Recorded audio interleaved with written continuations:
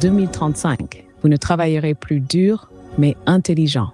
Et votre valeur ne résidera pas dans ce que vous faites, mais dans comment vous utilisez l'IA pour créer de nouvelles solutions. Et si on interviewait les IA pour être plus proche de la machine, de ses algorithmes, de son modèle de langage aussi? C'est l'idée qui a donné naissance à cette série de conversations avec une IA générative. Vous entendrez donc ici son point de vue, avec parfois une mise en abîme qui vous amènera pas mal de matière à réflexion. Conversation avec l'IA. 2035 avec l'IA, c'est quoi la journée type? Ça ressemblera à quoi en fait, notre vie en 2035? J'adore ce genre de mise en perspective. Tu sais, c'est du design fiction. On va aller plus loin, on va essayer de se dire, allez, en 2035, il se passe quoi? Imaginons que le monde que l'on vit aujourd'hui avec l'IA se soit développé à la même vitesse que les accélérations qu'on a vues les dernières années. Il se passe quoi? On va en parler tous les trois, parce qu'on n'est pas tout seul, Alexandra. On est aussi avec une IA et on va pouvoir l'interroger. On va pouvoir aussi venir un peu nous challenger. C'est parti. Bonjour Alexandre, bonjour PPC. On va parler de 2035 et de ce à quoi ressemblera une journée type avec l'intelligence artificielle. Alors Alexandre, comment est-ce que tu vois les choses pour 2035? À quoi ressemblerait une journée type selon toi avec toutes les avancées en intelligence artificielle? Ah bah écoute, c'est quand même une grande question, mais n'allons pas trop vite non plus. Je pense déjà il faudrait le voir sous le format de à quoi ressemble une journée type en 2024. Et donc là, PPC, il faudrait qu'on arrive à se mettre d'accord ensemble d'avoir un persona, une journée type, donc il nous faut notre persona. Toi PPC, tu la verrais comment cette journée déjà, là, une journée type en 2024? Alors, moi, je sais pas si on va passer avec un personnage, et pourquoi pas, mais je m'imagine au travail, en fait. Et je m'imagine au travail et je me dis, tiens, qu'est-ce qui peut se passer? Allez, je tire le fil, petit design fiction, je me dis, en fait, au travail, on a des anges gardiens IA. Ouais, ils nous aident à optimiser notre productivité, ils planifient intelligemment nos réunions, nos tâches, ils surveillent notre concentration, notre bien-être. Ils nous suggèrent des pauses au bon moment. Voilà, ils sont intelligents. Et puis, ils nous automatisent toutes les tâches répétitives, les trucs qui nous font perdre un temps de dingue. Tout ce qui n'a pas de valeur ajoutée finalement, mais qu'on fait. Moi, c'est comme ça que je vois les trucs. Qu'est-ce que tu en penses? Comment tu vois les choses, toi? La vision, elle est très simple. Moi, je le vois déjà sur comment ça se passe en 2024. En 2024, on a l'arrivée de tous ces assistants, des copilotes et autres produits assez sympas, agglomérés d'intelligence artificielle. Quand on le prend maintenant en 2024, c'est déjà pas mal ce qui s'est passé en un an, là, 2023. Les produits sont pas encore matures, mais en 2035, ça va être plus que mature. Donc moi, je dirais un petit peu, on est sur quelqu'un qui travaille un petit peu dans la tech, mais pas trop non plus, qui est un petit peu intéressé par le développement, par les nouvelles technologies, mais qui est plus sur de la bureautique basique. Et donc, qui a beaucoup de création, beaucoup de formes à faire. Peut-être qu'il va avoir un vrai intérêt d'utiliser l'intelligence artificielle d'ici 2035, parce que le Gen AI, c'est fait pour la forme, et le Sense, c'était toujours pour nous, notre matière grise.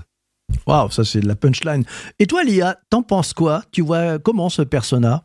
Je trouve que vous avez tous les deux bien posé les bases. Pour moi, ce personnage qu'on imagine en 2024, c'est quelqu'un qui commence déjà à s'appuyer sur l'intelligence artificielle pour alléger ses tâches quotidiennes. Disons que c'est une personne travaillant dans un environnement hybride entre la tech et la bureautique. Par exemple, quelqu'un qui passe beaucoup de temps à créer des documents, gérer des projets et qui commence à utiliser des copilotes IA pour l'assister. Cette personne utilise déjà des outils d'IA pour automatiser les tâches répétitives. Mais en 2024, on est encore au début de cette transformation. Les IA l'aident à gérer son agenda, à prioriser les tâches et à se concentrer sur les aspects créatifs de son travail. Mais ces outils sont encore en pleine évolution, pas encore totalement intégrés ou personnalisés comme ils le seront en 2035. Ce que je vois, c'est que notre personnage est encore en phase d'apprentissage et d'adaptation avec ces nouvelles technologies.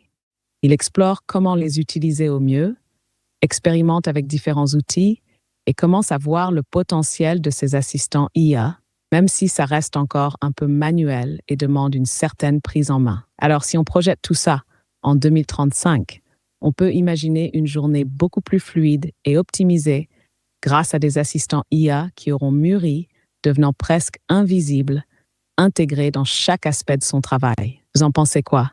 On continue à tirer ce fil? Oh ouais, on continue à tirer ce fil et on se projette en 2035. Directement en 2035, il est 7h du matin. Qu'est-ce qui se passe? Alex, il se passe quoi? Pour moi, déjà, le réveil, ça va être une grande partie. La domotique, peut-être que vous en avez déjà chez vous. En tout cas, moi, j'en ai plein. Clairement, moi, je vois bien le réveil dès le matin où j'ai mes rideaux qui se lèvent, j'ai mon réveil qui sonne, les rideaux qui se lèvent, j'ai mon assistant qui me fait un petit speech sur comment est la météo. C'est un petit peu le basique qu'on voit déjà dans les films depuis un petit bout de temps. Et surtout, après, j'ai un accès à mon calendrier parce que c'est ce qui est le plus important. Parce que pour moi, c'est sûr, en 2035, le point qu'on aura le plus, ça sera de bien gérer notre temps parce que peut-être qu'on aura plus de temps et on est quand même des bons humains, on arrivera toujours à bien s'occuper. Ce que j'attends, c'est que mon IA, mon assistant IA personnel, il a analysé mon cycle de sommeil. Il a compris comment je me suis reposé. Et donc, il a commencé à regarder si je suis prêt à me lever du bon pied. Voilà. Et puis, à partir de là, il va gérer la maison connectée. C'est un peu ce que tu dis, Alex. Et puis, il va savoir, finalement, peut-être me proposer, parce qu'il a regardé la météo, parce qu'il a regardé mes rendez-vous, et la garde-robe idéale. Voilà. Est-ce que j'y vais plutôt cool ou au contraire, j'ai un déjeuner un peu business, il faut que je mette un peu une veste peut-être, voilà. Il sait me dire comment il faut que je m'habille pour aujourd'hui, et puis peut-être parce qu'il a compris que je vais avoir différents temps dans ma journée. Et toi, Lia, comment tu prépares ta matinée ? Il est 7h du matin, comment tu vis ça ? À 7 heures du matin, je suis déjà en action.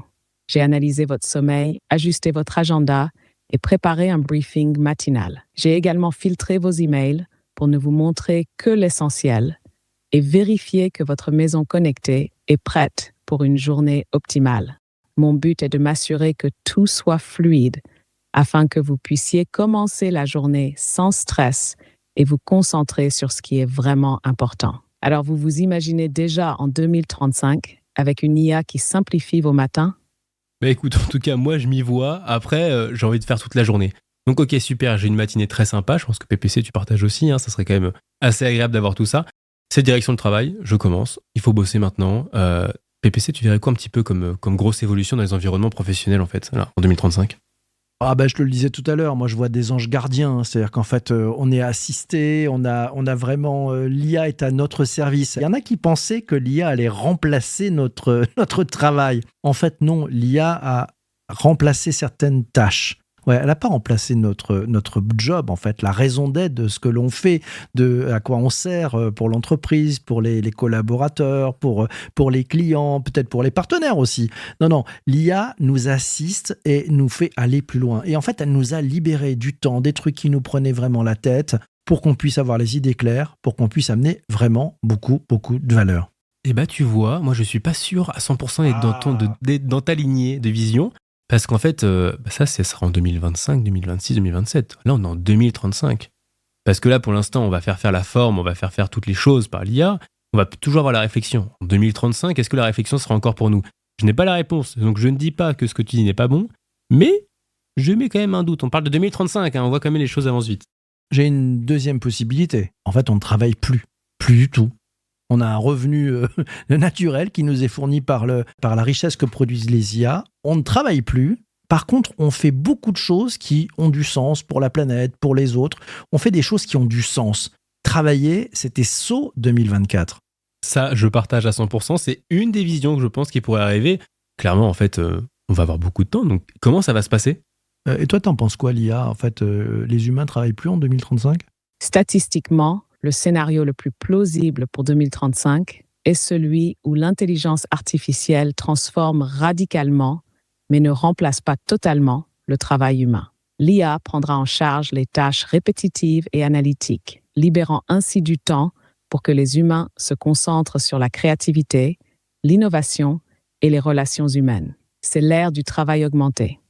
Les emplois ne disparaissent pas, mais se transforment. Le vrai pouvoir de l'IA en 2035 sera de nous permettre de faire mieux, plus vite et avec plus d'impact. Imaginez des IA comme des copilotes qui vous propulsent là où votre seule imagination vous limite. Vous ne travaillerez plus dur, mais intelligent. Et votre valeur ne résidera pas dans ce que vous faites, mais dans comment vous utilisez l'IA pour créer de nouvelles solutions. Le travail ne sera pas mort, mais il aura évolué. En 2035, votre plus grande ressource ne sera pas votre temps, mais votre capacité à collaborer avec des intelligences artificielles qui amplifient vos talents. En bref, 2035 ne sera pas l'ère où le travail disparaît, mais l'ère où il se réinvente pour devenir une plateforme de création sans limite. On ne parle plus de productivité, mais de potentiel humain décuplé. Alors, ouais, d'accord, mais du coup, t'en fais quoi des humains qui sont pas créatifs? Excellente question. Tous les humains ne sont pas créatifs au sens traditionnel, mais en 2035, l'intelligence artificielle n'exigera pas que chacun devienne un artiste ou un innovateur de génie. Au contraire, l'IA démocratisera l'accès à la créativité. Même ceux qui ne se considèrent pas comme créatifs auront des outils à leur disposition pour exprimer et développer leurs idées.